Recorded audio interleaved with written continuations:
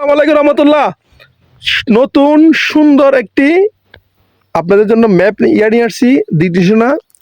এই যে ফরোয়া যেটি সীমান্ত সড়ক, এই সীমান্ত সড়কের যে সুন্দর একটি ভিউ পয়েন্টের যে এই আপনার নির্দেশনাগুলো দিয়ে দিয়েছেন বাংলাদেশ সেনাবাহিনী। আলহামদুলিল্লাহ আজকে আপনাকে দেখাবো ওই যে বান্দরবনের রাস্তা, সেই বান্দরবন রাস্তার থেকে সোজা চলে গেছে হলদিয়া পাড়া।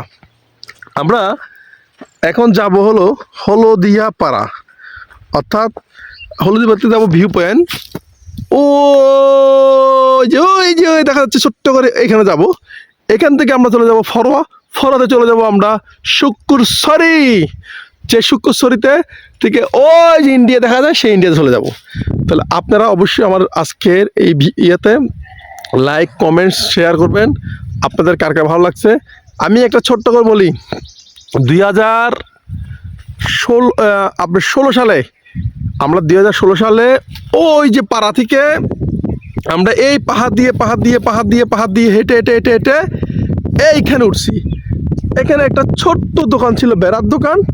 ওই দোকানে বসে একটু পানি, একটা কলা খাইতাম। আর নিচে একটা দোকান ছিল, এখনও আছে সেই দোকানটা। ওই দোকানে একটি কলা, একটা স্পিড খেতাম, তাও নর্মেল। এরা এই পাহাড় দিয়ে নামায় নিয়ে যেত। সেই কথাগুলো আজকে এইখানে এসে মনে পড়ে গেছে। আমার সাথে আমাদের আইব আলী ভাই, এমন কামাল স্যার, রেঞ্জ কর্মকর্তা স্যার ছিলেন।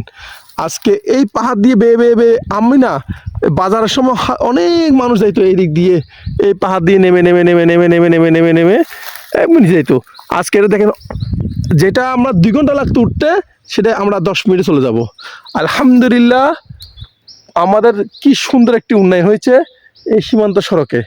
যদি ভালো লাগে আমার কথাগুলো আপনারা কমেন্টস করে জানাবেন। আসসালামু আলাইকুম।